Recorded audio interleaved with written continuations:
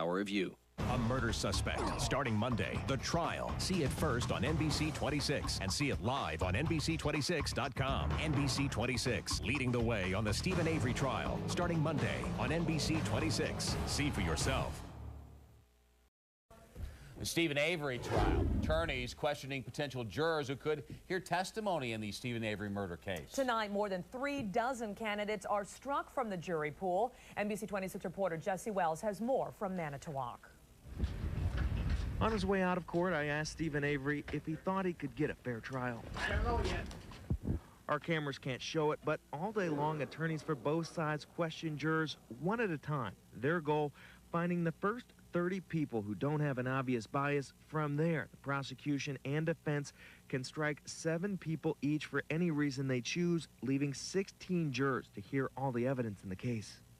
NBC 26 legal analyst Avi Burke says while it is very unlikely, it is possible there won't be enough potential jurors on call that haven't been biased by the media coverage of the case, but he says the trial wouldn't end there. I'm not sure you can ever get a perfect jury from whatever standpoint you're on, but at least you hope to get a jury that, even if they have some preconceived ideas, are at least open-minded enough to listen to the evidence and decide the case based on the evidence, not on their own personal bias. In court, most of the individual questions focused on how much the potential jurors knew about Brendan Dassey, Avery's nephew, co-defendant, and possible witness at trial. Prosecutors also asked potential jurors to rate how much they trust Manitowoc County Sheriff's deputies, a key question. Because Avery's attorneys will argue at trial, Manitowoc County officers planted evidence during their search of Avery's salvage lot. And stay tuned to NBC 26 for updates every day during a trial, or visit our website, that's NBC26.com. Once testimony begins, you'll be able to watch it live on the web. We'll have reports from Jesse Wells again throughout the week. The Stephen Avery trial, a controversial recreation of Teresa Halbach's death. The prosecution wants to show it to the jury. But before opening statements, the judge has to make the very important ruling. Jesse Wells begins our live team coverage. He's outside the Manitowoc County Courthouse. The focus of tomorrow afternoon's motions hearing will be a controversial computer animation. Prosecutors hope to use that video to assist in their opening statements. Avery's attorneys object. Now it'll be up to the judge to decide. Most of us have probably seen these flyovers of the Avery salvage lot taken in November of 2005. A burn barrel taped off in front of Stephen Avery's trailer. Because the jury won't actually get to tour Avery's property, prosecutors want to show them this computer animation illustrating the exact location of that burn barrel. The animation also shows the inside of Stephen Avery's trailer, where prosecutors claim Teresa Halbach was killed and where critical evidence, including a key to Halbach's SUV, was supposedly found. Avery's defense team has asked the judge not to allow that animation into evidence because they say it's not 100% faithful to real life, something they think could potentially bias the jury. You know, are these really accurate, complete, and fair depictions? The animation also illustrates a human skeleton which appears to have suffered head injuries, as well as where Avery's trailer is in relation to Brendan Dassey's home, where another burn barrel sits just outside.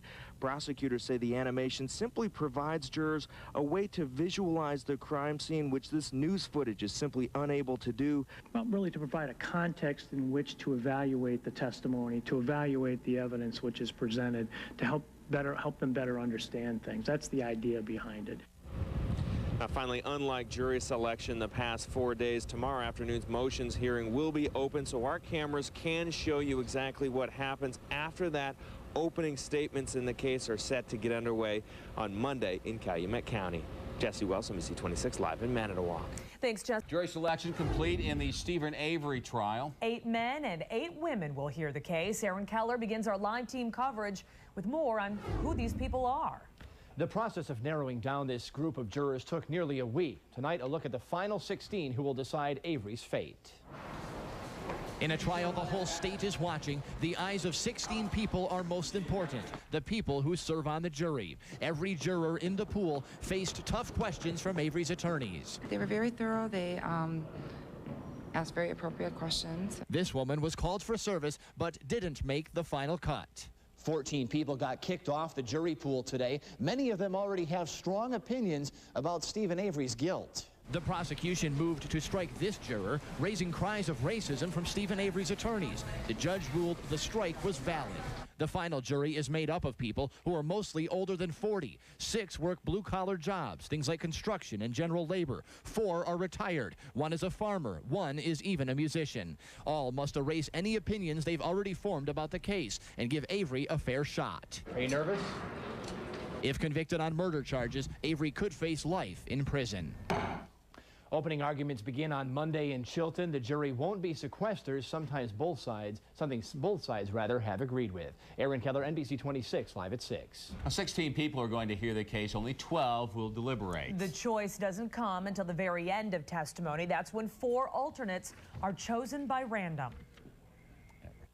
Some other states, like I believe in the O.J. Simpson case, the jurors knew who were the alternates and who were the real jurors. In Wisconsin, you don't know until the end when the alternates are removed from the jury. Until then, all 16 people must listen carefully and pay close attention, knowing they could be on the final 12. Well, now that the jury is seated, the trial is scheduled to begin today. One final motion hearing, though, about a very controversial animation that gives the jury a virtual tour of the crime scene. Jesse Wells continues our live team coverage. He's in Chilton. Well, prosecutors in the case get to use some of the video images they wanted to, but not all of them at this point. Now, prosecutors say because the jury won't actually get a first-hand tour of Avery's property, the computer animation would have simply helped them to visualize the crime scene, but Avery's defense says that video was distorting reality. From the yard outside Stephen Avery's trailer to the inside of his home, and an overview of his garage. Just some of the images that make up this computer animation of Avery's property. State Trooper Tim Austin, an expert in scene reconstruction, says the video will help jurors visualize the crime scene, a common technique. We very commonly use two-dimensional diagrams such as this to help show the scene or show where objects are. Avery's attorney, Dean Strang, says the computer animation is simply misleading. For example, Strang points out in this image of Avery's garage, the sun shadows don't reflect reality. Should I be alarmed by a catastrophic change in the planet Earth's orbit and tilt that I've got a strong sun shining out of the northwest? I turned the sun on in this particular case to show, again, the software's capabilities. The defense did drop its objection to the use of this diagram illustrating a human skeleton which appears to have head injuries consistent with the death of Teresa Halbach. Now, finally, Judge Willis has not ruled yet whether that entire video will be able to be shown at trial. He says he'll address some of the concerns as they arise during trial. Today's decision again clears the way for opening statements to get underway on Monday. Jesse Wells, NBC 26, live in Chilton. Thank you, Jesse. NBC 26 is staying on this story. We'll have live updates every day throughout the trial. If you want to watch the testimony as it happens, go to NBC26.com and click on the Stephen Avery trial. Final act. The Stephen Avery trial. Witness testimony begins today in the murder of Teresa Halbach. Both sides present their case. To assign responsibility for the murder and the mutilation of an innocent 25-year-old young lady. We're going to ask you to send him home. We're going to ask you to send him home again. We have live team coverage with the latest on the case. A special edition of NBC 26, live at 6, starts now. And today's hearings just wrapped up about an hour ago. It was a difficult day in court for the families. NBC 26 reporter Aaron Keller begins our live team coverage outside the Calumet County Courthouse. You're talking to me. Bob and Stacy, both sides in this case just wrapped up a press conference about an hour ago from right now. Ken Kratz, Mike Halbach, and Dean Strang, Stephen Avery's attorney, all speaking about some of what happened in court today, explaining some of the decisions that were also made. In court, both the Avery and Halbach families sat with tears in their eyes. Mike Halbach was the first one to testify in this trial. Contrary to popular belief, the hardest part wasn't seeing pictures of remains. It was seeing a picture of my sister smiling in court. After court, Ken Kratz said he was not concerned about the conduct of any law enforcement officers. He also said his opening statement was a soft approach. I have done my very best throughout this case to and not overstate what the evidence was going to be. Avery's attorneys spoke of the state's request to pull Brendan Dassey's name from the case against Avery. The state has backed away from Brendan Dassey and opened this up to another, which I suppose could be any one of 5 billion people on the planet. And it was a very emotional day in court for both families. Teresa Halbach's 2 brothers and sisters and parents, cousins and aunts and uncles were all here today. They had tears in their eyes throughout the proceedings in the courtroom here in Chilton today. Also, Stephen Avery's parents were there on his side. They both left with tears in their eyes. Aaron Keller, NBC 26, live in Chilton. Thanks, Aaron. Now, the prosecution began with a detailed timeline blaming Stephen Avery for the murder of Teresa Halbach. The defense, on the other hand, painted a much different picture. Jesse Wells continues our live team coverage from Chilton. Female bones belonging to Teresa Halbach located in a burn pit outside Stephen Avery's trailer. Blood belonging to both Halbach and Avery found in Teresa's SUV. Ken Kratz says Avery is also found with a cut on his hand. This cut was actively bleeding on the 31st of October, and I guess thankfully for the state. One question Kratz told the jury he won't answer at trial. We can't prove the why in a case like this. That's called motive. Avery's attorney, Dean Strang, says the bone fragments were found in a couple of places and appear to have been moved. Burnt human bone fragments also apparently are found in one of the burn barrels behind Barb Yonda's house. Strang says investigators rushed to judgment about Avery's guilt. The police didn't kill Teresa Halbach, obviously. They have that in common with Stephen Avery. But they wanted to believe he did.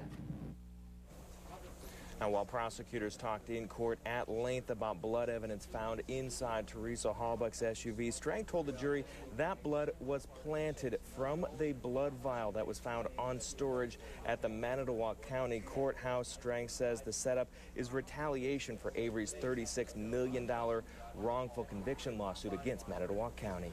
Jesse Wells, NBC 26, live in Chilton. Thank you, Jesse. The first witness called to the stand today, the victim's brother, Mike Halbach. NBC 26 legal analyst Avi Burke says it's a strategy to present Teresa as more than just a victim. If it's for sympathy or if it's just to relate her to the jury so the jury has a feeling of who she was as a person. And, you know, it's so easy in a criminal case to talk about a body or talk about someone in abstract terms. Teresa's cousin and former boss also took the stand today following her brother, Mike Halbach. The defense is using Stephen Avery's past as a central part of its argument. With the past conviction for rape proved to be false, they're trying to establish a pattern for the jury that Stephen Avery is being set up. In 1985, Stephen Avery is convicted for rape. He sits in jail for almost 20 years for a crime he did not commit. In 2003, DNA evidence exonerated Avery, and he's free from prison. Avery files a lawsuit for wrongful conviction, and 3 years later, in October of 2005, prosecutors say freelance photographer Teresa Halbach met with Stephen Avery at his salvage yard near Manitowoc. Several days later, Teresa's family reports her missing, and the search begins where Teresa was last seen, the Avery salvage yard. She's a good person. We'd all like some answers, and I'm sure they'll come in due time. Search crews find Teresa's SUV. Stephen Avery is charged with murder. Avery insists he's been set up by the Manitowoc County Sheriff's Department. They're trying to set me up, and Manitowoc County's good for that. In March of 2006, Stephen Avery's nephew, Brendan Dassey, is also charged in the rape and murder of Teresa Halbach. Police say he confessed to the crime. Tonight, both sides present their cases for a jury to decide. And Avery's past conviction, an important part of the defense's case. They are trying to prove law enforcement is making the same mistake twice. Now, because of this case's popularity, staff at the courthouse are ready for a crowd. They have space for 200 people inside the courtroom. Extra security, extra parking, even a doorman is standing by to turn people away. Kyler Berge continues our live team coverage with that story from Chilton. Well, Bob and Stacey, there's around 15 spaces reserved for the public in the courtroom, and that's about how many people stop to fill them. Staff here at the courthouse were expecting to have to turn away hundreds of spectators. Instead, we were talking to spectators all day. One got here at 7, one got here minutes before court began. Both got a front row seat for this real-life courtroom drama. Relatives of Stephen Avery and the Halbach family are guaranteed a seat in the courtroom, leaving just a half-dozen places for regular people. The Sheriff's Department and even the spectators themselves were expecting pretty stiff competition for those seats. That's not what happened. Did you think you'd be able to find a seat in there today? I, quite frankly, did not. Staff at the courthouse were expecting to have to turn away as many as 200 people. They had someone posted at the front door for that very purpose. But as the day wore on and only a handful of spectators showed up, you can see from the parking lot, they didn't need any of that. People in the courthouse seem to think online streaming video is taking the place of the in-person courtroom drama. But for some, there's no substitute for the real thing, seeing the Halbach family and Stephen Avery with their own eyes. Whenever a piece of evidence would come in, that was pretty, was pretty intense, he would shake his head no. And after hearing from both sides with their own ears, I think there's going to be a battle. They'll come back tomorrow. Despite the low turnout today, the Sheriff's Department tells me they have no plans to end their extra security here at this trial. Kyler Berge, NBC 26, live in Chilton. Thanks, Kyler. Well, the jury in this case not allowed to watch any media reports about the trial. But can they really avoid the saturated coverage? It's on TV, radio, and in the paper. NBC 26 reporter Michael Benner is live in our Fox Valley newsroom with the story. Yes, Stacey, I talked with a local psychologist and a law professor who's been studying juries for 30 years. They both tell me avoiding media coverage will be difficult, but not impossible. News of Stephen Avery's murder trial is everywhere. Breaking news, opening statements from... It's even on the radio. Attorneys outlined their cases during the first day of the Stephen Avery. And if jurors leave Manitowoc County, they'll see the case making front-page headlines in other area newspapers. According to a local psychologist, it's a lot for the jury to handle. The judge could have chosen to have sequestered the jury. He didn't do that. I think that puts a lot of faith in these jurors. But even so, how does a jury turn away from such a high-profile case? Assistants at the court will take newspapers for the jurors. They will clip out the articles that are relevant to the case and then return them to the juries. As for TV, Hans suggests jurors record their favorite nightly programs, not only avoiding break-ins like these, but also allowing them to remain objective at a very crucial time.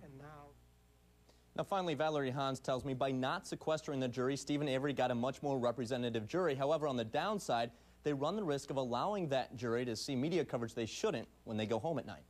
Michael Benner, NBC 26, live in our Fox Valley newsroom.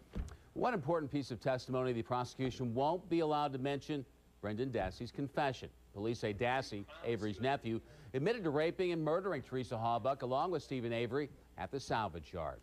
Well, NBC 26 staying on this story. We'll have live updates every day throughout the trial. And if you want to watch testimony as it happens, you can go to NBC26.com and click on the Stephen Avery trial. Avery trial. Witness testimony against Avery in the murder of photographer Teresa Halbach. He had wanted the photographer that had been out there before. Detailing the final moments of Halbach's life. And an exclusive interview with Stephen Avery's father. And we're sick and tired of it. Accusing police of framing his son. You can see this is a setup. If you start from the beginning. Alan Avery very upset tonight. He is convinced the local sheriff's department planted evidence. Kyler Berge begins our live team coverage from Chilton with a story you'll see only on NBC 26. Well, after months of keeping quiet, a very frustrated Alan Avery broke his silence today. He says he's seen his son, his family, and his business wrongfully blamed for murder. And today it all got to be too much for him. Alan Avery arrives for day 2 of his son's murder trial, convinced it's all been a setup. But we're sick and tired of them saying that bones found on Avery's auto salvage. They found nothing on Avery's auto salvage. All they found is somebody put a car there on Avery's auto salvage. And we're sick and tired of it. He blames the Manitowoc County Sheriff's Department, a county where Stephen Avery was wrongly convicted on rape charges in 1985. You can see this is a setup if you start from the beginning. They plugged the highway off, the state highway. They kicked us out of our houses for 8 days so they could plant evidence and everything else. As for Brendan Dassey's confession, Alan thinks it's a lie and says his own son is innocent. This is not right. I think we should have our justice system a good going over. Thank you. And now Alan Avery will sit in court for as long as it takes, watching what he calls a flawed system decide his son's fate. Now, we tried to speak with other family members today. Interestingly enough, Alan and Dolores Avery were the only ones attending court. Now, just a few moments ago, I spoke with Mike Halbach about these latest allegations. He says he's heard it all before and is still confident the jury will make the right decision. Kyla Berge, NBC 26, live in Chilton. Thanks, Kyla. Two families, two different stories. And today's testimony is some of the most emotional we've heard so far. The last two witnesses called to the stand were volunteer searchers. Aaron Keller continues our live team coverage in Chilton. We heard from Ryan Hilligus today. He is Teresa Halbach's former boyfriend, later her friend who organized a volunteer search for her rather in November of 2005. We also heard from the woman who found Teresa Halbach's car.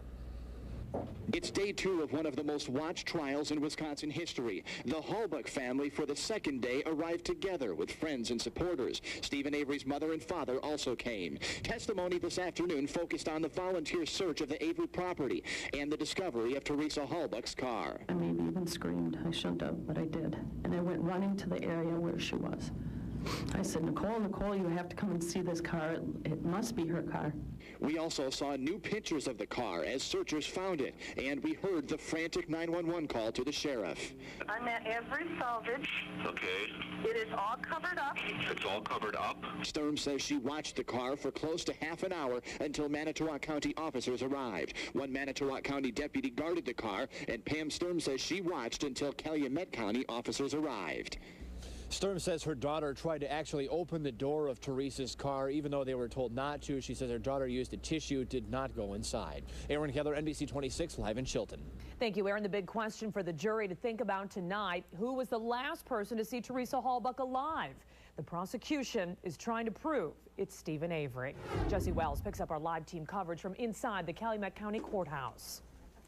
Teresa Halbach made several appointments the day she disappeared. The last known appointment was with Stephen Avery. Today, 2 people among the last to see her alive took the stand as both sides debate where Teresa was last seen.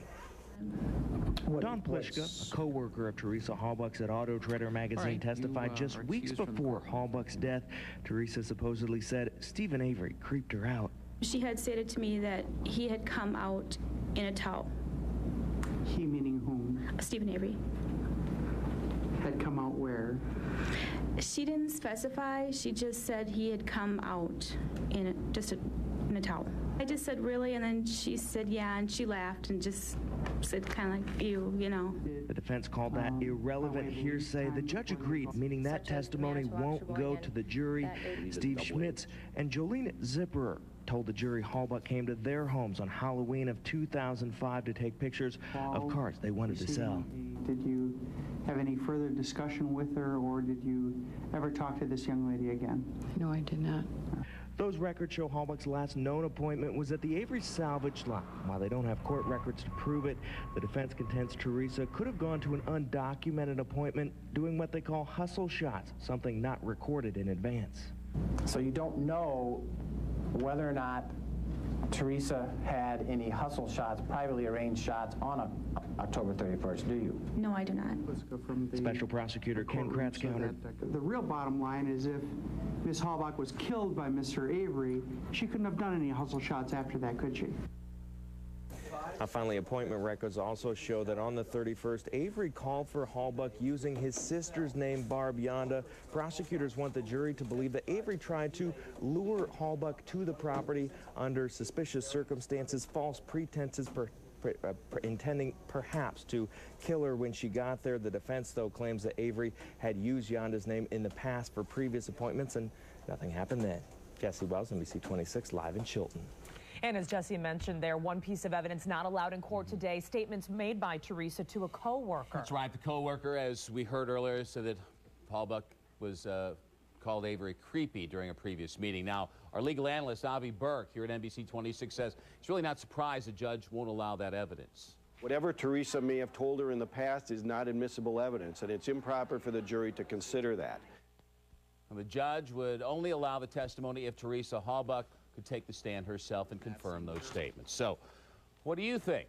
Email us with your thoughts, questions, concerns about the Stephen Avery trial to the Stephen Avery trial at NBC26.com. Let us know where you're from, what you think. Now, today, the Stephen Avery trial. The judge denies a mistrial after shocking new testimony. But he asked us if he wanted he wanted us to help him get rid of the body. Did this man's statements contaminate the jury? There is no way to unwind this from the jury's mind. It has enormous unfair prejudicial impact. The defense caught off guard today. They claim they were ambushed by the controversial statements from Steven Avery's nephew. NBC 26 reporter Jesse Wells begins our live team coverage in Chilton.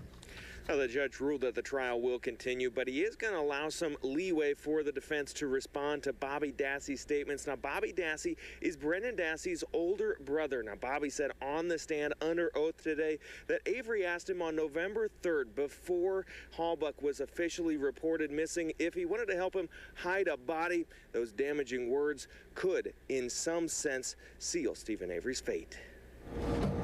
In just the third day of testimony, the trial against Steven Avery is almost thrown out. It sounded like he was joking, honestly. But he asked us if he wanted us to help him get rid of the body. The older brother of Avery's co-defendant Brendan Dassey drops a bombshell in court that Avery actually asked him to dispose of a body on the Avery salvage lot. This comes as an unfair surprise. Such a surprise that Avery's defense team immediately called for a mistrial, saying the statement is actually from someone not scheduled to even testify. Dassey did overhear the conversation, but told the jury it happened a week earlier than previously documented. There is no way to unwind this from the jury's mind. It has enormous unfair prejudicial impact. A mistrial is reserved, as this court knows, in serious cases of prosecutorial misconduct or breach.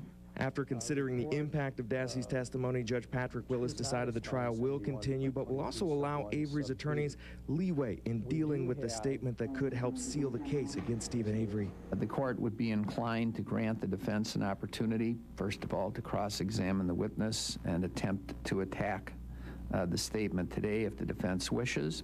Judge Willis also told the court he may give special instructions to the jury, but said it's premature to say what those instructions could be.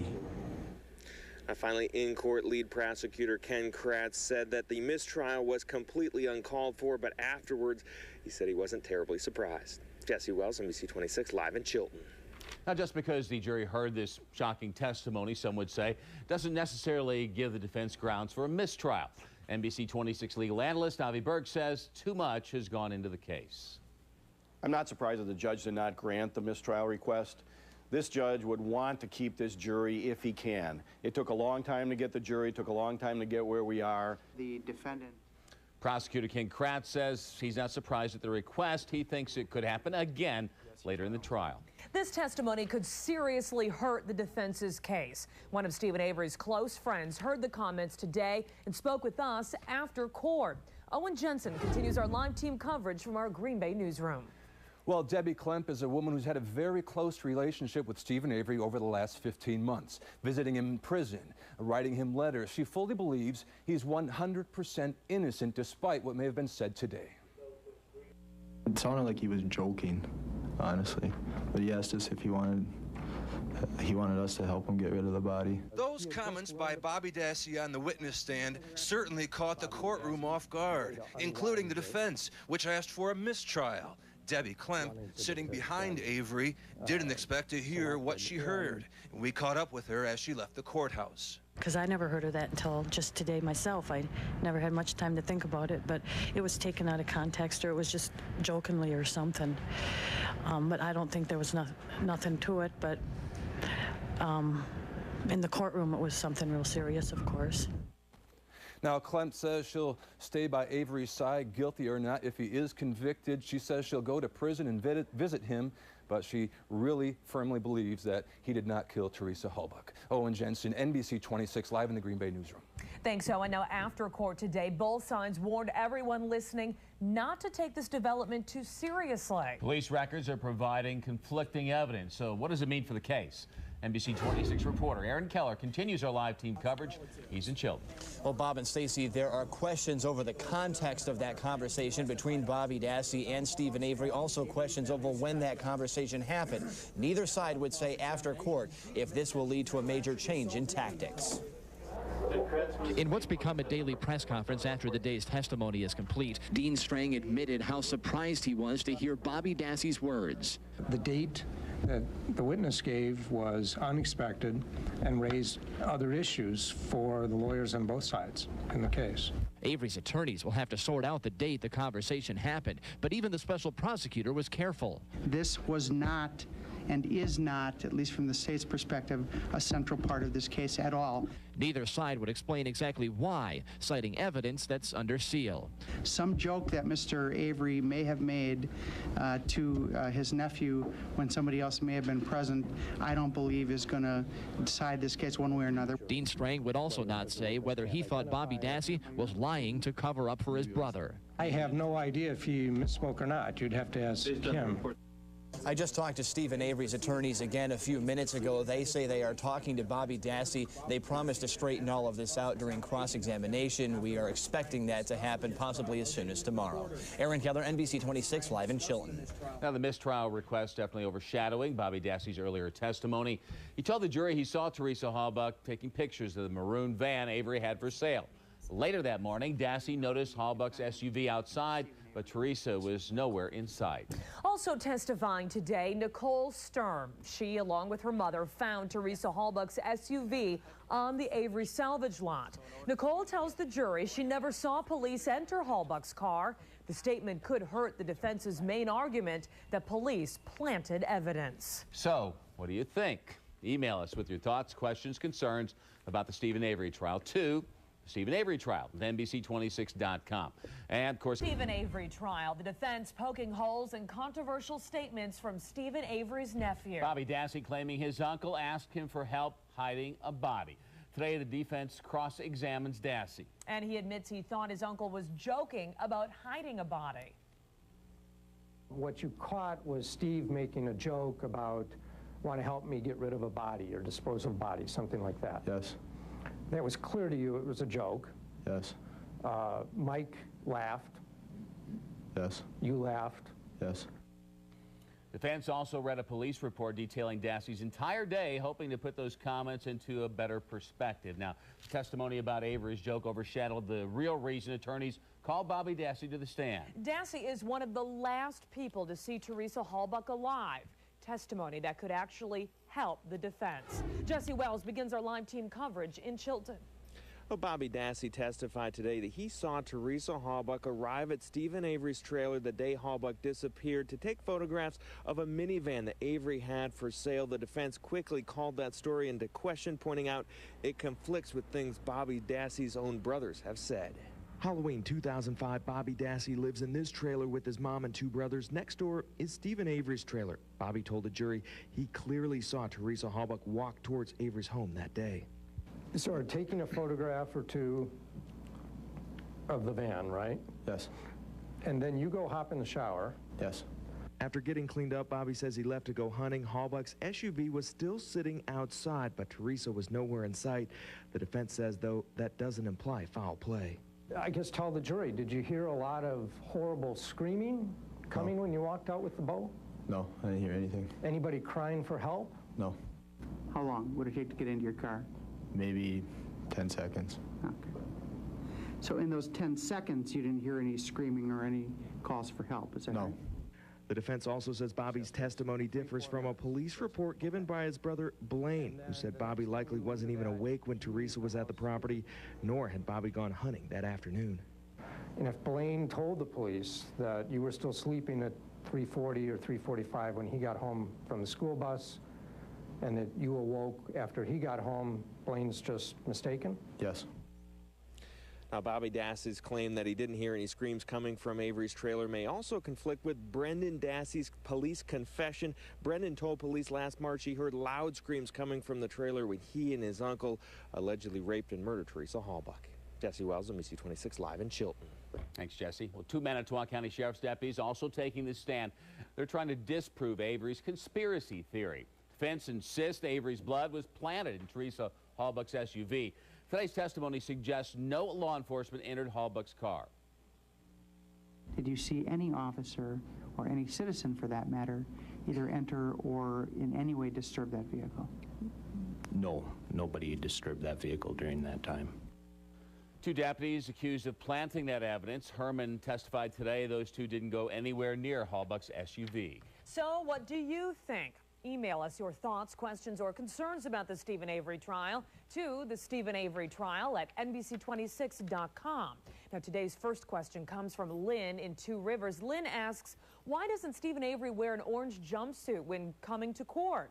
NBC 26 legal analyst Avi Burke says the decision is up to the judge in each individual case. A judge has the authority to allow a defendant to come into court dressed in regular clothes so that they're not singled out wearing an orange jumpsuit to make them look guilty before they've been convicted. Avery isn't required to wear restraints either. The judge says he does not pose a threat. Well, a lot of you have also been writing about memorials in the courtroom. Teresa's family and friends laying blankets over benches wearing her favorite color. Now, they call them gifts from friends, but are they influencing the jury? NBC 26 reporter Aaron Keller continues our live team coverage. He's in Chilton. Well, Bob and Stacy, in this case, it's actually a very interesting story. Mike Halbach says the quilts were a gift from a woman who works in the special prosecutor's office. She works with a community organization that makes those quilts for local children, and those quilts will go to local children at the end of the case. In a trial that will last a long 6 weeks, you may be seated. Any comfort from the hard wooden benches of the Calumet County Courthouse is a big help. The Halbach family brings these quilts. They were made by a number of people for children, for youth, in the area. But do they have an effect on the jury? I don't think it's being viewed that way. It's not the same thing as a button. Benches are wood, and we sit there for 8 hours. That's the reason they're there for us. The judge's order for trial administration bans courtroom memorials. It reads, spectators will not be permitted to wear clothing expressing sympathy or support for either the defendant or the victim in the case. Persons wearing any such clothing, including visible armbands, emblems, or any other similar attire, will not be permitted in the courtroom. The judge's order does allow the Halbachs to wear blue wristbands with Teresa's name, but only if the jury can't see them. The judge's order aims to keep the courtroom free of distraction, and so far neither side has said these quilts are a problem. Aaron Keller, NBC 26, live in Chilton. Well, NBC 26 staying on this story. Steven Avery trial. The defense cross-examines a lead investigator tonight. He's the man who sent officers to search the Avery family property. The defense claims there's evidence of a setup, but were the investigators just doing their job? NBC 26 reporter Aaron Keller live in Chilton tonight.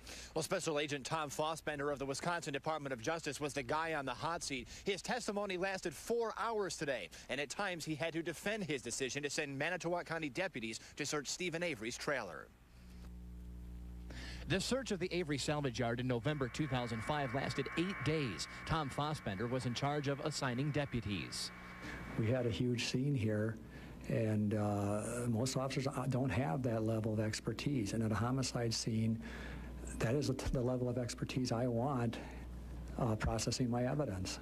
He allowed 2 Manitowoc County Sheriff's Department employees, James Lank and Andrew Colburn, to search Avery's trailer. As you sit here today, as the lead investigator in the case, have any problems at all with Link or Colburn's involvement in this case? Absolutely not.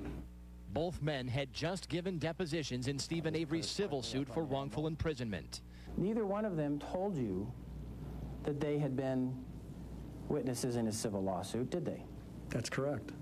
And ironically, both found critical evidence, like this car key in Steven Avery's trailer, a conflict of interest the defense is trying to exploit.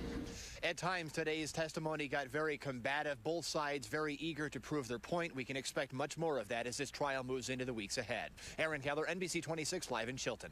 Thanks, Aaron. Lead prosecutor Ken Kratz and Avery's defense attorneys both say they think today's testimony helped their cases. Jesse Wells continues our live team coverage with both sides. Well, Ken Kratz told us tonight that he thought that Agent Fossbender did a pretty good job holding up under some pretty intense, sometimes heated testimony. Fossbender made no apologies for having those 2 Manitowoc County officers take part in the investigation. As I've told you, both attorneys, highly skilled. Mr. Buting, I think, did a very nice job in at least pointing out the inconsistencies or what their theory may be, but I also think that Special Agent Fossbender did a equally good job in explaining his role as lead investigator in the case. At times, you know, you get answers that are waffling or not directly responding, and things can get a little bit tense between a hostile witness and the questioner. Both sides also said tonight that while the first week of testimony was sometimes exciting and sometimes not, they're both confident the case so far is going in their favor. Of course, in the end, that'll be up to the jury to decide. Jesse Wells, NBC 26, live in Chilton. Now, early today, an expert in searches using cadaver dogs testifies that her canine alerted and found the blood in Teresa Halbach's SUV. Julie Kramer says the dog also searched the inside of Avery's trailer, alerting on one spot. Within that building, we did get one trained alert in a bathroom area. What the source, again, of the alert was, you're not able to say. No. The defense points out, despite the canine search of Avery's trailer, there has never been any blood, hair, or anything leaking Teresa Halbach to the inside of Avery's trailer. So what do you think? WFRV-TV. This is CBS 5 News Weekend with Chris Schuler, meteorologist Dave Miller, and sports with Burke Griffin. Now CBS 5 News Weekend, working for you. Welcome back, everybody. Stephen Avery's murder trial started with opening statements in Calumet County this past Monday. Now, Avery and his nephew, Brendan Dassey, are accused of killing Teresa Halbach on Halloween of 2005. Avery had been wrongfully convicted of rape and spent 18 years in prison until DNA proved someone else committed that crime. He was arrested about 2 years later for Halbach's murder. Dassey is scheduled to be tried separately. Now, in this second half hour of CBS 5 News, we're going to take a look back at the first week of the Avery trial. Our legal analysts also are going to join us to weigh in on the key events in the trial so far. We begin with opening statements on Monday. The prosecution passionately proclaimed the evidence as a whole clearly showed that Stephen Avery is a killer. You think of evidence as pieces in a jigsaw puzzle. You wouldn't tell if you were handed one piece of a jigsaw puzzle where that's going to go. But if you got the box, and if you have the box, some of the pieces are obvious where they go. Some are not so obvious, but at least it's a guide. It's a help for you as to where these pieces all fit. I'm only going to present those pieces of evidence that are necessary. Those pieces that are necessary to tell you the entire story. My job is not to present gruesome or overly graphic information for you. We're talking about a real person. We're talking about somebody's daughter, somebody's sister, a lot of people's friend. Teresa Halbach had her whole life in front of her. I thought that he actually had some real powerful ideas, and he built up themes. He built up themes of Avery being in control of everything. Avery's dog there. Avery's controlling the scene. Avery's controlling the situation. I'm assuming he's doing this to combat the state's argument that this was all a setup and the state was in control of planting the evidence. He also came up with this theme of Teresa Halbach almost speaking to the jurors from the grave. I thought the state did a good job in presenting the evidence, or what they expect the evidence will show. They basically gave the analogy of this being a jigsaw puzzle, explained that the evidence would come in very methodically, as the state normally does in its opening. They typically like to try to lay a roadmap for the jury so they know what to expect in terms of when witnesses will testify and what they're expected to say. And for the most part, the state has the evidence that they want to present. They know how they're going to present it, and they explain all that to the jury. Now, after the prosecution and the defense got their chance, they countered that investigators planted blood to prove their own assumptions that Avery simply had to be a killer. I think when you've heard it all, you'll conclude that it's at least most likely, more probable, that the bones were moved to Stephen Avery's burn area, not burned there and moved from that area. It was an immediate focus on this man. We're going to ask you to send him home. We're going to ask you to send him home again. We're going to ask you to get it right this time. We're going to ask you to set it right. I thought Dean did a good job, but it was a different presentation. He started out, and I thought it was a little bit more scattered. It wasn't quite as organized. He didn't have the PowerPoint presentation that the state had. But then what I thought he did well at, is what I see from a lot of defense attorneys. When he really got to the meat, the heart of the matter, and there's a lot of evidence here that doesn't seem like it can be explained how this evidence came to be. He started, I thought, getting more emotional. His presentation got more powerful, and so he was able to really make a strong presentation to the jury. I think Mr. String definitely picked up steam as the opening progressed. I think the strongest points were near the end, certainly pointing out some of the problems with planted evidence, or what they're going to argue is planted evidence, was the most compelling.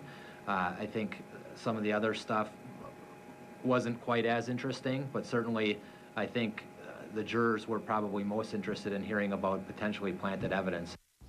And by Monday afternoon, testimony then began. The first witness that Special Prosecutor Ken Kratz called was Teresa's brother, Mike, who talked about his relationship with his sister.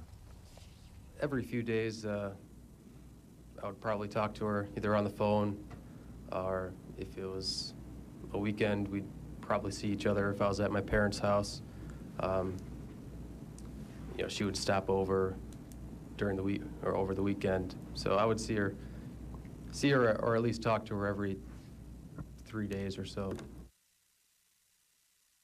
I think that made sense to call him first, quite frankly. He just got done, the attorneys just got done doing their opening statements.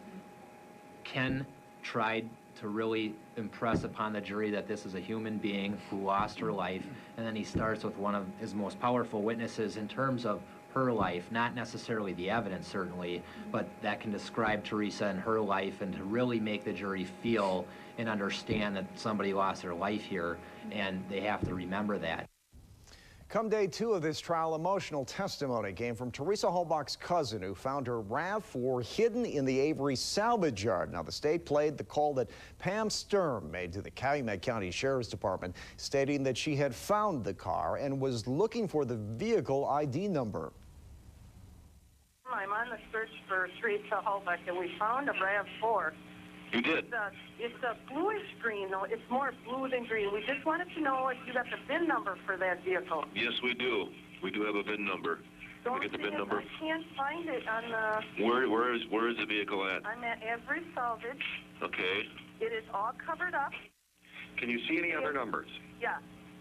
T0 Z 5 X 7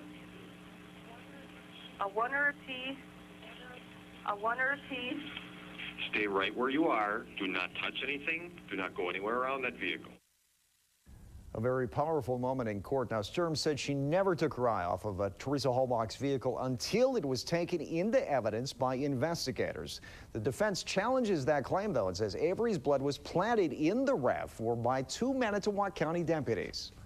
I thought it was powerful because it actually showed she's on the stand breaking down in tears, making this very real to the jury. And I thought it was actually very interesting and somewhat powerful that the sheriff, Sheriff Poggle, was actually sticking to procedure. They get out those facts and how she went about this investigation and found the vehicle, and at the same time they're doing that, they're getting this emotional response, both listening to the phone call and at the same time seeing her on the stand breaking down in tears. So I think there's been that balance from a lot of the state's witnesses in terms of not just getting out the facts, but how they relate to Teresa, and I think that's pretty good. And then we had day 3. The defense calls for a mistrial. We'll have more on the events of that day and testimony from the rest of the week in just a bit. Now back to our recap of week 1 of the Avery trial. On Wednesday, Stephen Avery's nephew, Bobby Dassey, took the stand. The prosecution says he was the last person to see Halbach alive on Halloween. I've seen Teresa Halbach get out of the vehicle and started taking pictures. She started walking over to Stephen's trailer. You could see that from your location? Yeah, through the window, yeah. When you walked out to your vehicle to go bow hunting, did you notice if that teal or blue SUV was still in the driveway? Yes, it was. Then the testimony that the defense said they never saw coming. Dassey said that Avery asked him to help get rid of a body. Could you tell us what your Uncle Stephen told you that day? Well, my buddy Mike was over too, and he asked us, it sounded like he was joking, honestly, but he asked us if he wanted us to help him get rid of the body. Now, the date of this conversation conflicts with past police reports. That defense then called for a mistrial. I can think of no remedy short of asking for a mistrial. The defense had this information available to them, the context and the subject matter, and if the dates are wrong, there are many remedies available to the defense. The request for a mistrial was denied, and on day 4, it was time for damage control for the defense. Avery's attorney, Dean Strang, cleared up the confusion over the dates on cross-examination. Now, the comment was made after Halbach's disappearance first aired on the news, not before. You didn't catch the first part of the conversation, I gather. No, I didn't. So you don't personally know whether Mike started the conversation or Steve did? No, I don't. What you caught was Steve making a joke about, want to help me get rid of a body or dispose of bodies, something like that. Yes. That was clear to you it was a joke. Yes. I think I would score that point for the state. I think the fact is they've established that that conversation did happen, and that's essentially uncontroverted.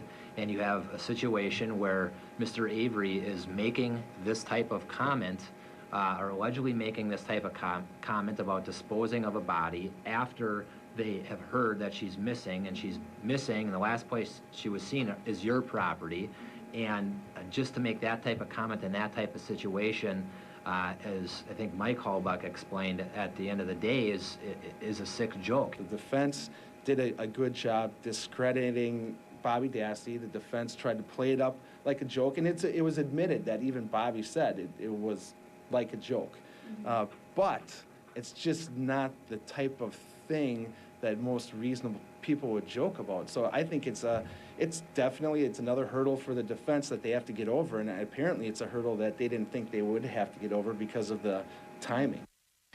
And with just 1 day left in the first week of the trial, one of the lead investigators in Teresa Halbach's murder takes the witness stand. That's later on.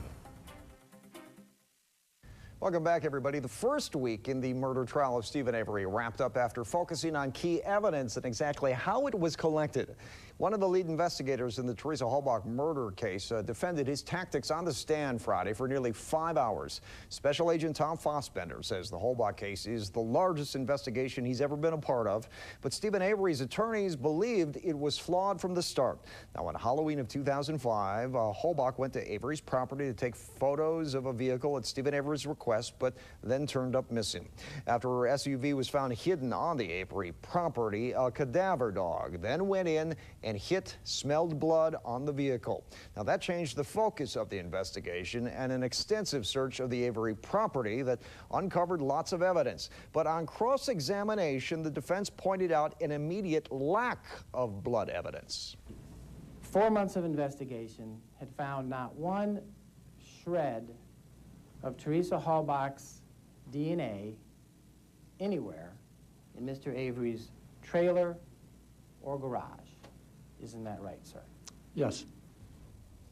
Now, the defense says some evidence was planted by 2 Manitowoc County deputies involved in that search who had been deposed earlier in Avery's $36 million federal lawsuit after his wrongful rape conviction. The defense said those deputies had plenty of time to plant Avery's blood in Teresa Halbach's SUV the day that it was found. Did it cause you concern that for 4 hours, the major piece of evidence in this case was under the control and security of the one department that it had itself determined to have an appearance of a conflict of interest? No, it didn't. They have to make the argument to the jury that there was an opportunity for Link and Colburn to plant this evidence. And so far what they've shown is that Manitowoc County was in charge of this situation, not like the state said, that, you know, Avery's weren't in control of this scene. So I think this defense is already well on their way to establishing the fact that if you don't trust Manitowoc County, then you can't trust that it wasn't possible for them not to plant this bud. You have to remember, all the defense is trying to do is plant enough doubt in these jurors' minds to get an acquittal for their client. I mean, for example, with a car, of course, the officers are going to hold steadfast to their idea that nobody else was by the car, and there was no chance for anyone to plant any blood or any other evidence. But it did come out that somebody had looked in the car and they saw a piece of paper with Teresa's name on it when looking in the car, but when they looked in the car, they couldn't see any blood in the vehicle. And they explained that, the state, I think, explained that away by saying, well, you wouldn't necessarily be able to see any blood because of the dark interior of the car, but this stood out because it was a light piece of paper with dark writing. Well, that's enough. I mean, that type of evidence, at least it's something now the defense can hang its hat on. Now, 2 people also testified yesterday on finding the license plates to a Holbox SUV in the Avery salvage yard. Volunteer searcher William Brandis said he found the plates in a station wagon on the north end of the yard in November of 2005. This was one of nearly 4,000 vehicles that authorities and volunteers searched that day. Wisconsin State Patrol Trooper Cindy Payne assisted in collecting the license plates. Brandis said the plates were mangled and crumpled. He said he had to unfold them to identify the number, which was SWH 582. And we have extended coverage of the Avery case on our website. If you have any questions for our reporters covering the trial, myself, Anjanette Levy, Tammy Elliott, just go to WFRV.com/Avery. Click on our courtroom journals. Got outside.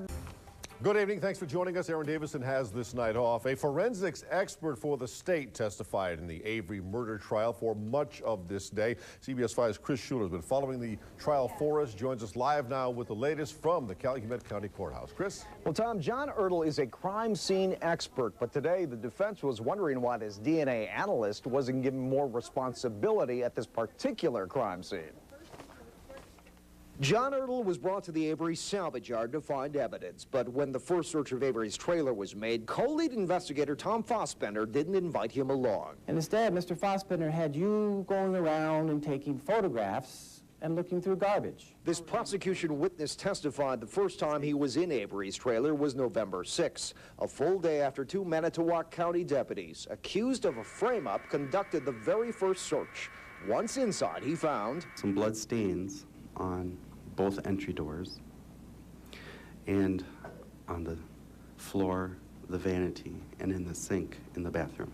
But no sign of an ignition key. Did you see a Toyota key sitting on the floor in plain view? No, I did not. And no telltale sign of a violent killing. And when you went to Mr. Avery's residence, you saw no such high-velocity spatter, right? Correct. But the prosecution pointed out Ertl found cell phone remains and bone fragments in burn barrels and a fire pit. We collected a lot of material from that sifting. And as for the lack of blood splatter, criminals often try to cover up their tracks. So, in effect, then, it is possible to clean up a crime scene. Well, most certainly. And Tom Ertl also testified by the time he searched some of the areas on the Avery property, specifically the burn barrel and his burn pit. They'd already been altered unintentionally, though, by officers already working the scene. Okay, thanks, Chris. Chris Schuler live in Chilton this evening. We continue with the story. Officers who found and collected key pieces of evidence also testified about their role in the search of the Avery property. CBS 5's Anjanette Levy now with that part of the story. Well, Tom, Calumet County Sergeant Bill Tyson and members of the Manitowoc County Sheriff's Department searched Stephen Avery's property, and today they showed the jury what they found. The night the search of the Avery property started, Calumet Sergeant Bill Tyson knew it would take a while. Tyson and Manitowoc County officers Dave Remaker, Sergeant Andrew Colborn, and Lieutenant Jim Link searched Stephen Avery's trailer. The Manitowoc officers found handcuffs, leg irons, and blood stains. The defense has accused Colborn and Link of planting evidence, including Avery's blood. At any time during the search of the residence on the 5th of November, did Lieutenant Link, Sergeant Colborn, or Detective Remaker ever take any items of property from that location? No, they may have assisted. In the following days, Tyson searched other areas with the Manitowoc County officers, including Barb Yonda's trailer and cars in the salvage yard. By the way, the three of you didn't plant any blood while you were doing that, did you? No. 2 days after the search started, Manitowoc County Sheriff's Deputy David Siders talked about what he found underneath a tire in Stephen Avery's burn barrel. It appeared to be parts of a cell phone that were actually melted inside the burning barrel. Dean Strang implied the phone could have been planted. The cell phone parts you saw were lying on top Correct. of the other junk and ash. Now, prosecutors say that cell phone found in the burn barrel belonged to Teresa Hallbuck. Meanwhile, Calumet County Sergeant Bill Tyson returns to the stand tomorrow morning for cross-examination. Okay, thank you, Anjanette. Anjanette Levy live in Chilton this evening. Now, following today's testimony, one of the members of the prosecution team commented about what was said on the stand today. Special Prosecutor Tom Fallon said that questions over the role the Manitowoc County Sheriff's Department played in the investigation are being cleared up. I think it shows the overall involvement. Whether it's limited or not, that's up for the jury to decide, but I think the message is coming across clearly as to how the investigation was run. And we have extended coverage of the Avery case on our website. To know more about the case, just go to WFRV.com/Avery. We also have courtroom journals from our reporters who are covering the trial. Good evening. Thanks for joining us. Aaron Davison has this night off. The defense claims 2 Manitowoc County Sheriff's deputies were out to get Steven Avery by planting evidence aimed at sending him back to prison. Today, both were called to the witness stand. Chris Schuler standing by live now from the Calumet County Courthouse with the latest. Chris? Hi, Tom. They are 2 officers with years of experience today. They say the claim by the defense that they planted evidence over a lawsuit filed by Avery for a wrongful rape conviction is ridiculous. With reputations at stake and allegations of planted evidence, Special Prosecutor Ken Kratz got right to the point. Is that something that you've ever done in your law enforcement career? No, sir. I've never planted any evidence at any time. I have to say that this is the first time my integrity has ever been questioned. Avery's attorneys claim Andrew Colborn and Jim Link planted Avery's blood in Teresa Hallbuck's SUV and the key for that vehicle in Avery's trailer. Colborn said that key was found after he moved a bookcase in Avery's bedroom during a 7th search. Twisting it, shaking it, pulling it. It fell to the ground and a Calumet County officer present took custody. We turned the key over and I believe we were told that it would be going to Madison to the crime lab where Teresa's vehicle already was. Link testified he never came close to Hallbuck's vehicle when it was found November 5th. Did you have any contact with Teresa Hallbuck's SUV? No, sir, I did not. As for that lawsuit, Colborn said his involvement was giving a deposition about a phone call he took back while working as a jailer back in 1995. It came from another police agency about a possible suspect they had in custody who could be responsible for a crime committed in Manitowoc County. Colborn said that he passed that information on to detectives. Now, Link also told the jurors that he gave a deposition too, but only about the fact that Colborn had told him about that call. Now, both of these men told the jury today that that limited involvement did not make them band together to frame up Steven Avery. All right, thank you, Chris. Chris Schuler live in Chilton this evening. Now, also on the stand today in the Steven Avery trial, the Calumet County Sheriff's Department deputy who oversaw Manitowoc County officers. And for that part of the story, we're joined live now by CBS 5's Anjanette Levy. Anjanette? Well, Tom, today the defense just hammered Calumet Sergeant Bill Tyson about the evidence found in Steven Avery's trailer. Yesterday, Tyson said no one under his supervision planted Avery's blood, but today the defense tried to suggest that other evidence may have been. Calumet County Sergeant Bill Tyson said the lead investigators in the case, Special Agent Tom Fossbender and investigator Mark Wiegert, told him to supervise 3 Manitowoc County Sheriff's officers as they searched Steven Avery's trailer. You were the watchdog here. You were the custodian, the representative of Calumet. You made sure that none of those officers could have planted anything, right? I watched him to the best of my ability within those 3 hours. Tyson watched as Manitowoc County Sergeant Andy Colborn, Lieutenant Jim Lank, and Detective Dave Remaker searched. All 4 are trained to collect evidence. Items found that night included handcuffs, leg irons, and guns. Jerome Buting honed in on what wasn't found that night. You never saw a Toyota key anywhere in Mr. Avery's bedroom that night, did you? I did not, no.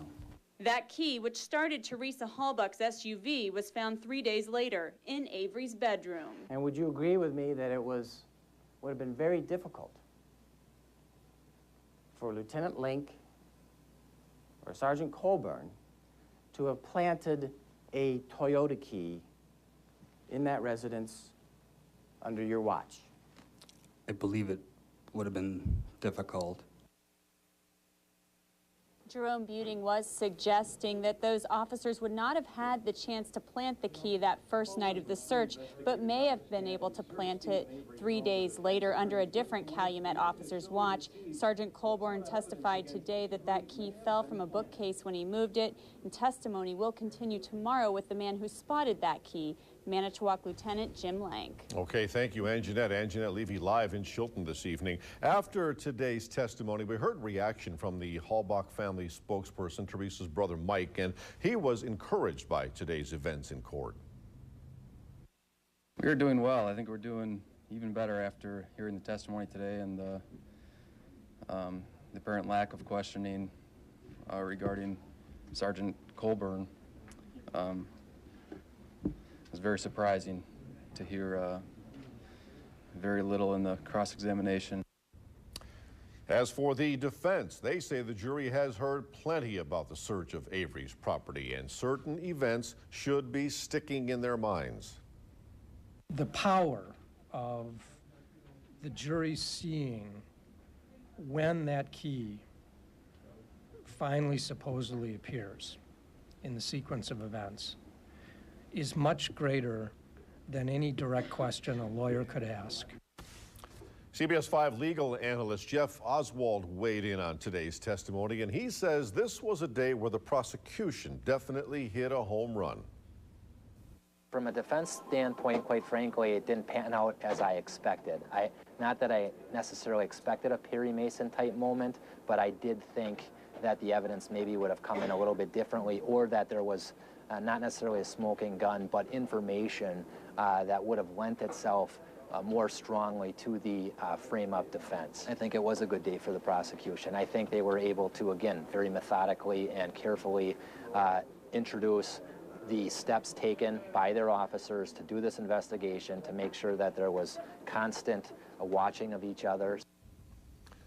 New information in this Stephen Avery trial, a voice the jury hasn't heard before. It's a telephone message, the voice of Teresa Halbach, a recording that could impact the jury.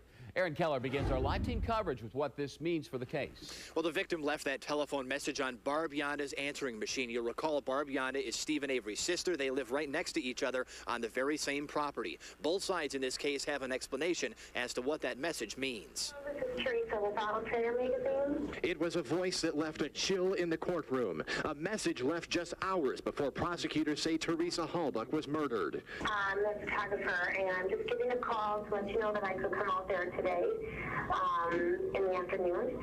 It would probably be around 2 o'clock or even a little later. The Halbach family sat quiet. On the left, Teresa's mother looked down as she heard some of her daughter's last words. Teresa Halbach left the message for Stephen Avery's sister, Barb Yanda. Avery was helping Yanda sell a red van. I don't have your address or anything, so I can't stop by without getting a call back from you.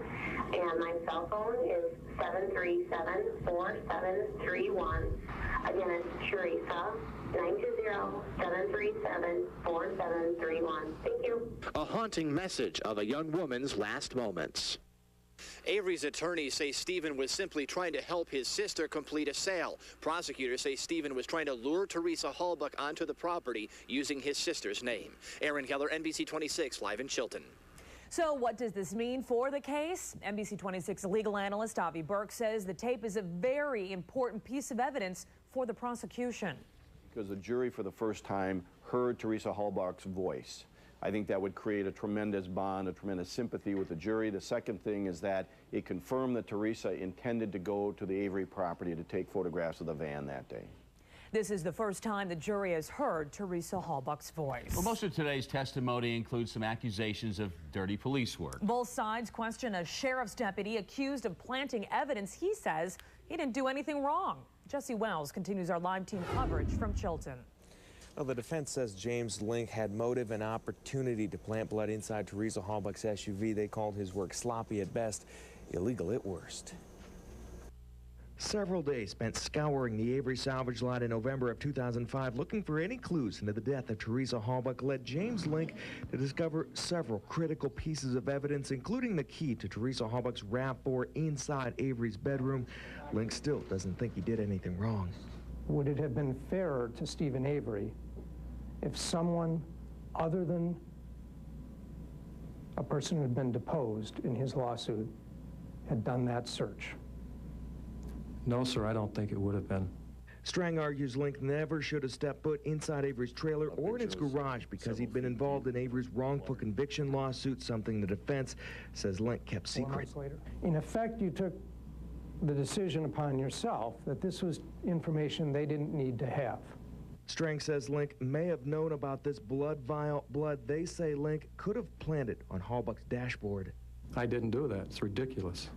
Yet despite his central role investigating the Avery property, Link took very few notes, something the defense says makes it easier for him to change or deny his story. Have you ever been involved in an investigation before in which it was decided beforehand that you would not write reports about what you were doing? No, sir. The defense also noted Link never signed into the Avery Auto Salvage property on November 5th, 2005. He said he arrived around 6:30 or 7 o'clock at night. The defense says he could have arrived earlier and possibly planted that blood. Jesse Wells, NBC 26, Chilton. Another deputy involved in the 2005 search of the Avery salvage lot testified this afternoon. Dave Remaker says he didn't see anyone plant evidence or tamper with Halbach's SUV. Nobody entered that vehicle or did anything to that vehicle other than watch it. So far, the defense hasn't accused Remaker of any wrongdoing. So what do you think?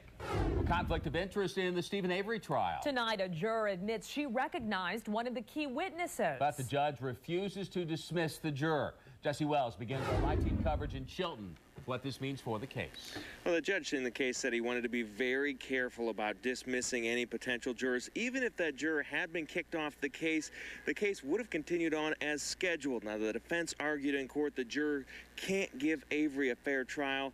In the end, the judge disagreed.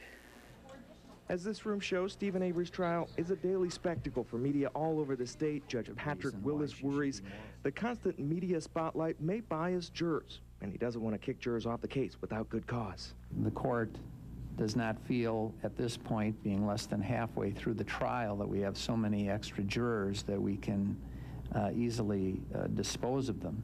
The dispute today centers around Detective Dave Remaker. Online court records showed in 1999 Remaker was awarded $100,000 for being injured in a car crash. One of the jurors in that case now sits on the jury for Stephen Avery. The juror only recognized Remaker after he took the stand.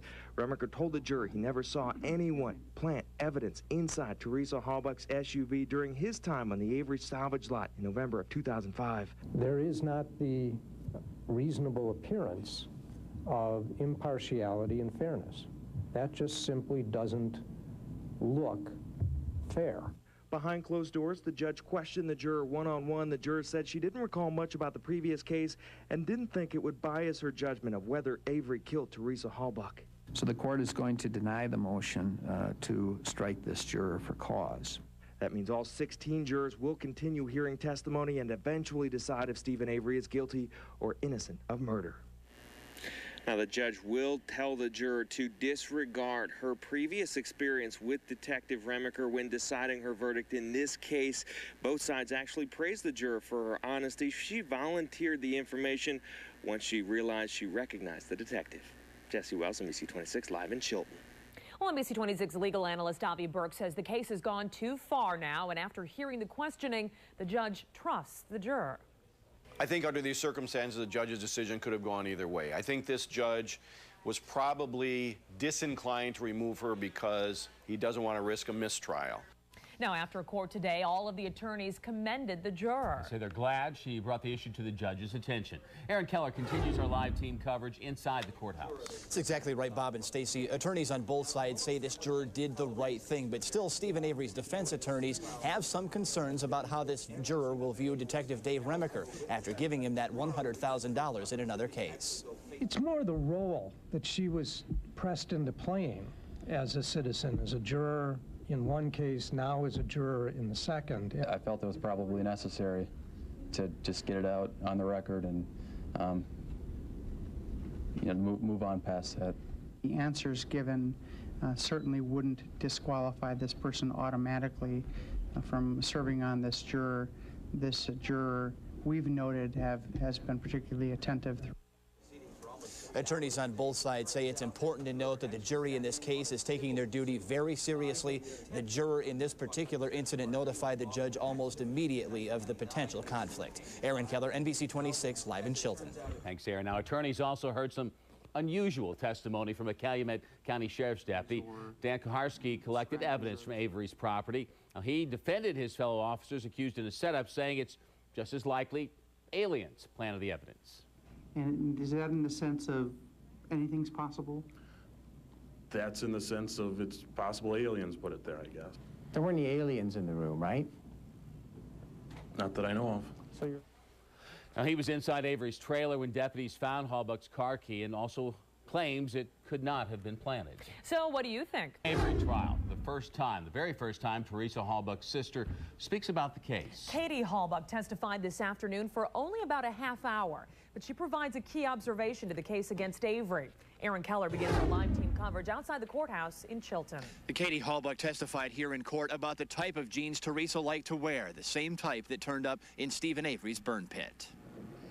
Taking the stand, Katie Halbuck talked about happy memories and of something sisters often share, shopping. Well, she had a lot of Weathermade jeans just because she really liked the jeans. But those memories of happy times may now play an important role in this murder trial. One day she showed me a new pair of jeans she had, and I noticed that the brand was Daisy Fuentes, and I knew that Daisy Fuentes was an older person, so I told Teresa that she has old person jeans. A Daisy Fuentes button turned up in Stephen Avery's burn pit. Here it is, magnified and still covered in ash. Prosecutors say Halbuck's bones were found burned as well. After court, defense attorney Jerry Buting wouldn't comment about how the button wound up in Avery's burn pit.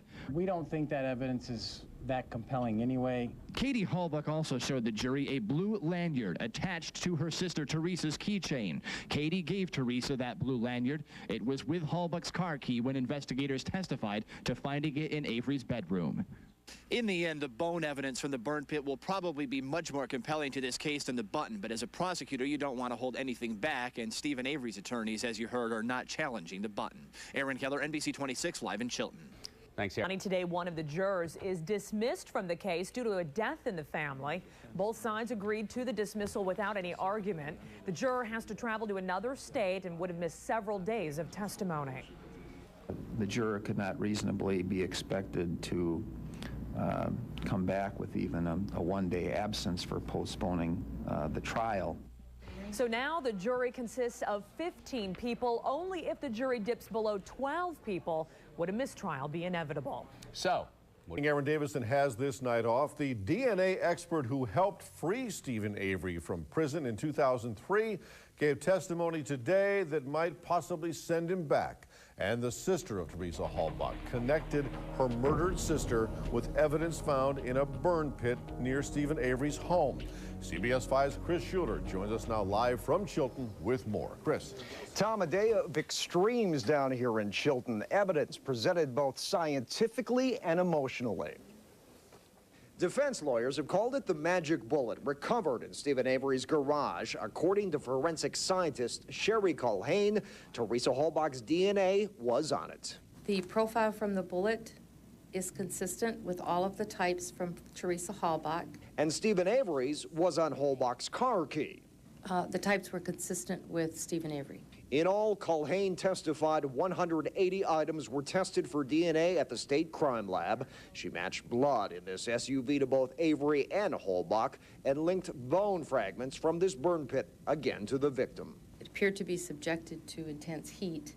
But one thing heat didn't destroy was this rivet from a brand of jeans Halbuck's younger sister Katie testified her sister owned. Well, one day she showed me a new pair of jeans she had, and I noticed that the brand was Daisy Fuentes. Prosecutors called the 15-year-old in part to connect this rivet to Teresa Halbuck. Investigators say after killing Halbuck, Avery burned her body in this burn area behind his garage. After you learned that your sister had had died. When you looked through her stuff, Katie, did you find her Daisy Fuentes jeans? We did not. Now, Tom, back to that DNA testing. Culhane testified today in court that a mistake was made while she was doing testing on that bullet. Somehow her own DNA ended up in the sample, but she says it doesn't affect the final outcome. She says she was training some other analysts at the lab at the time when it happened. But come Monday, the defense is sure to raise questions about this when she gets back up on the stand for cross. All right, thank you, Chris. Chris Schuler live in Chilton this evening. CBS 5 News Weekend, working for you. Welcome back, everyone. The second week of testimony in the trial of Steven Avery focused on physical evidence, who found it and how and when it was collected.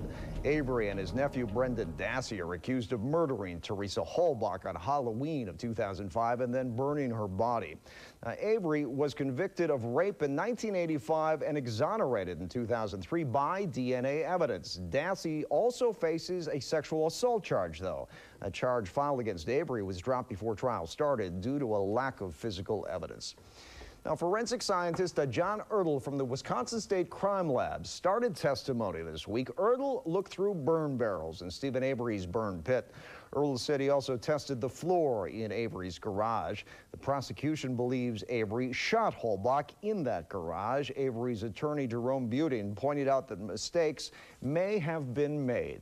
Now, Calumet County Sheriff Sergeant Bill Tyson testified that the Manitowoc County Sheriff's deputies involved in the initial investigation all acted professionally at the crime scene at all times. By the way, the three of you didn't plant any blood while you were doing that, did you? No. On Tuesday, Avery's defense grilled Sergeant Tyson. Tyson said he was ordered to supervise Manitowoc County Sheriff's Sergeant Andy Colborn, Lieutenant Jim Link, and Detective Dave Remaker as they searched Avery's trailer. That, of all places, you knew was important that you make sure that these Manitowoc officers not be alone. Correct. And so you kept an eye on them, didn't you? I was watching what they were doing, yes. Had you ever, in any of your years as an officer, had to watch the officers who were searching where you were to make sure that they weren't alone? No. Items seized that night: handcuffs, leg irons, and a notebook listing Halbach's cell phone number. Jerome Buding focused on what wasn't found, though: the key to Halbach's car. And would you agree with me that it would have been very difficult for Lieutenant Link or Sergeant Colborn to have planted a Toyota key in that residence under your watch? I believe it would have been difficult. Right, our legal analyst Rob Bellin joins us now. And Rob, you know, they're talking about evidence the first couple days of the trial. There's some, actually some real bizarre circumstances here. Like you heard, this is the first time that Mr. Tyson ever had to watch other officers do their job. So that sort of supports the fact that, you know, even Calumet County may have seen there could be some problems with Manitowoc. However, they counter that with Tyson saying, I did watch them. I'm an unbiased, you know, investigator here, and there's no way that they could have done anything on my watch. All right, that was a theme that came up quite often. Now, later in the day, Manitowoc County Sergeant Andy Colborn and Lieutenant Jim Link, they took the witness stand. They said the claim by the defense that they planted evidence over a lawsuit filed by Avery for his wrongful rape conviction was ridiculous. An immediate. Have you ever planted any evidence against Mr. Avery? That's ridiculous. Have No, you? I have not. I have to say that this is the first time my integrity has ever been questioned. Now, Steven Avery's attorney, Dean Strang, didn't ask Colborn one question about planting evidence, specifically the blood vial. The state asked the court to tell the jury to disregard any references to it. You heard all the questioning about the vial of blood in the clerk's office in jury selection. You heard the contamination in press releases. You heard the contamination in opening statements. Now, for the first time, when evidence should be placed into the record, or at least placed into this particular case, we hear nothing. I'm idealistic. I'm certainly naive at times, but I am not so naive to think that someone who may have planted blood evidence, who may have been involved in planting a key, would come into this courtroom and simply because asked under oath, did you do it, say, oh yes, I did. We are not going to have a Perry Mason moment here. All right, Rob, let's talk about that because, you know, the vial of blood came up all the time.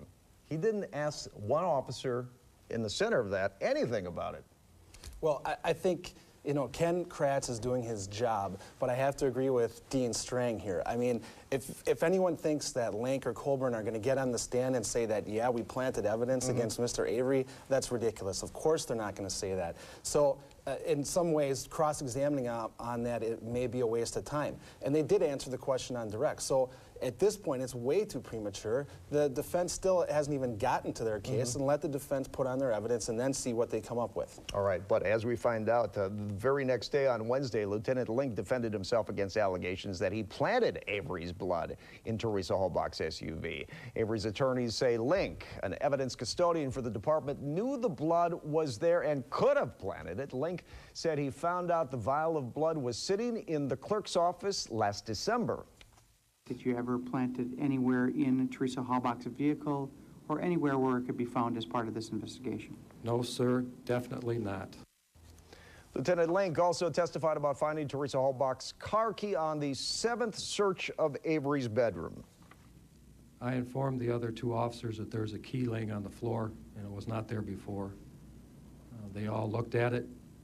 At that point, Deputy Kucharski photographed it and subsequently collected it. Lieutenant Link, let me just ask you, were you surprised to see that key?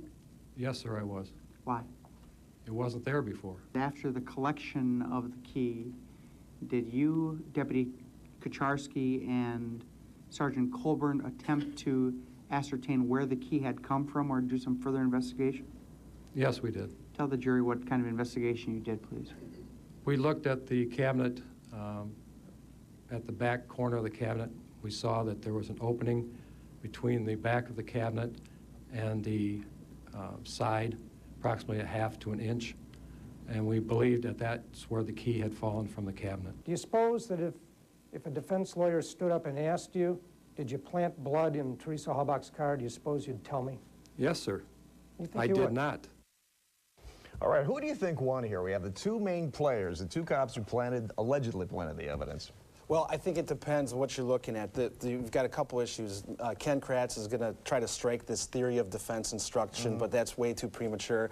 Then really one thing that stands out is this car key. I don't think we've heard an adequate explanation how it's on the 6th or 7th search. They come in, there's a picture of this key on the ground next to these slippers, and no one saw that at any time earlier. And the only explanation we have so far is that there was a cabinet nearby and they think it fell out of the cabinet. Why didn't someone hear it or see it fall when they were moving the cabinet or searching the cabinet? And why haven't we seen the actual cabinet as to how this even could have happened? So what strikes me is that it seems to be very bizarre how that key just sort of magically appeared. Most murder trials are fairly bizarre, though, aren't they? Well, that's true. You never know what's going to come up at a trial. That's true. All right, thanks, Rob. Hey, we'll have more on Wednesday's testimony, and we're going to hear a voicemail left by Halbach on the day that she went missing. That's later on.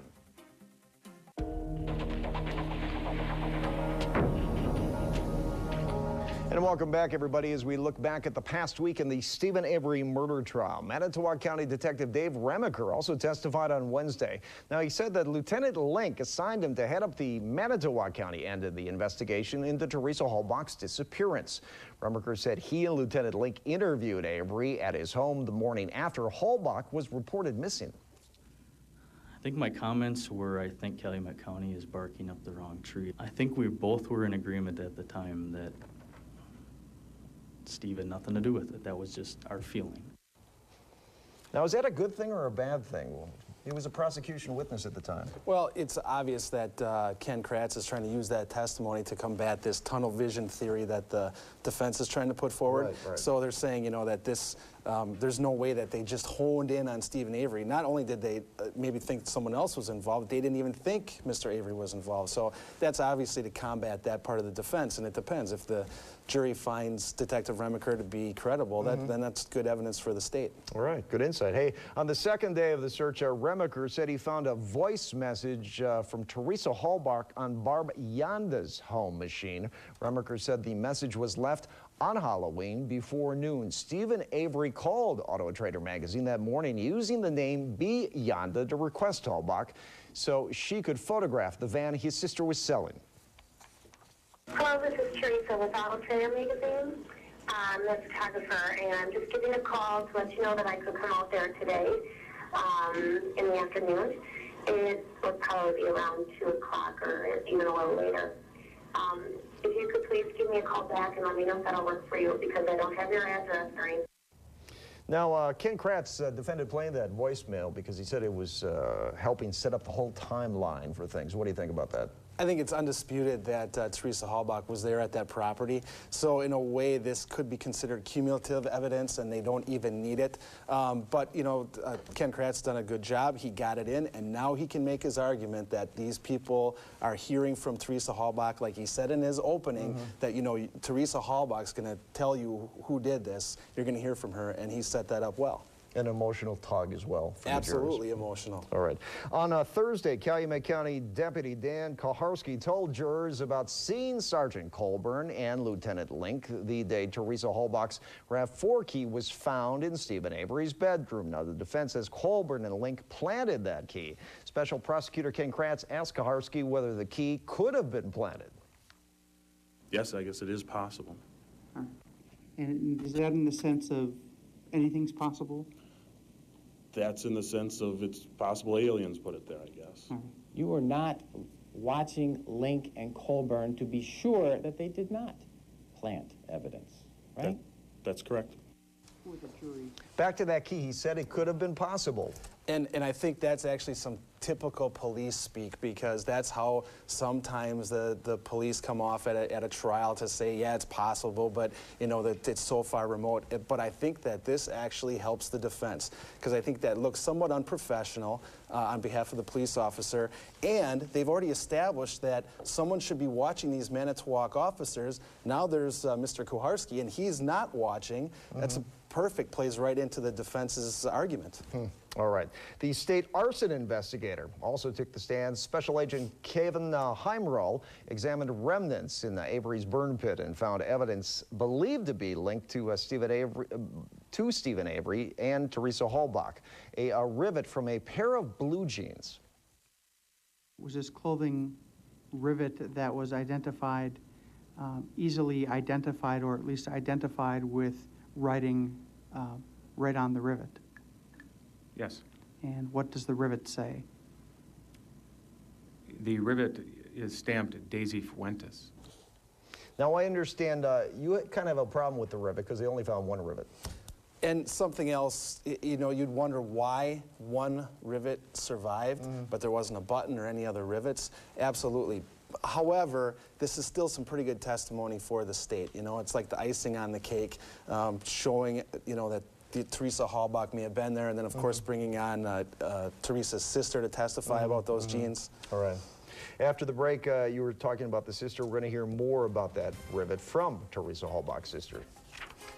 On the final day of week 2, the sister of Teresa Halbach connected her murdered sister with evidence found in a burn pit near Avery's home. Teresa's 15-year-old sister, Katie Halbach, said she remembered teasing Teresa after she showed her a pair of Daisy Fuentes jeans that she'd bought. Investigators found rivets, as we said earlier, from that brand of jeans in the burn pit on Avery's property, where Halbach's bone fragments were also found. She also told jurors she got a blue lanyard at EAA 2 years ago and gave it to Teresa as a gift. The fob with Teresa's car key found in Stephen Avery's trailer a few days after her disappearance. Also on Friday, a juror was dismissed due to a death in the family, leaving now 15 jurors. And Dean Strang renewed a motion to suppress all of the evidence seized from Stephen Avery's trailer, garage, burn pit, and burn barrels. Now, Strang's motion was denied last year. He says law enforcement violated the one warrant, one search principle. Strang says Avery's burn pit should have been searched that first night. Now, Judge Willis will rule on this motion at a later date. Following those arguments, Teresa Halbach's 15-year-old sister, Katie, took the stand and talked about that rivet that we spoke of earlier. How do you know that she had a pair of Daisy Fuentes jeans? Well, one day she showed me a new pair of jeans she had, and I noticed that the brand was Daisy Fuentes, and I knew that Daisy Fuentes was an older person, so I told Teresa that she has old person genes. You showed us the rivets. What's what do you close the waist with on these jeans? A button. Does that kind of look like more or less like the rivets, except a little bit bigger? Yeah. A tug at the heartstrings there with Katie. But also, let's talk about this motion that they are renewing once again. Actually, I think that motion is very important. It was denied. The motion had been made back in June, and now they're making some serious allegations that police officers have some inconsistent testimony, giving me a basis to renew the motion. But in Wisconsin, there has never been a case on point on this one search, one warrant principle. So I think if there is a conviction in this case, you're probably going to be seeing some new law made from our Supreme Court on that issue. All right.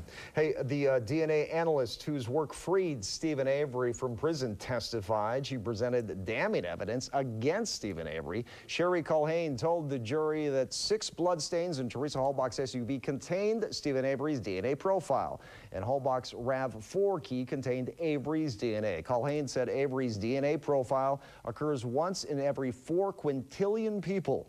Culhane said a bullet fragment from Avery's garage had Halbach's DNA on it. Were there any other profiles developed on the bullet besides Teresa Halbach's? No. Was Teresa Halbach's profile the only profile that you found on that bullet? Yes. Were there any mixtures? No.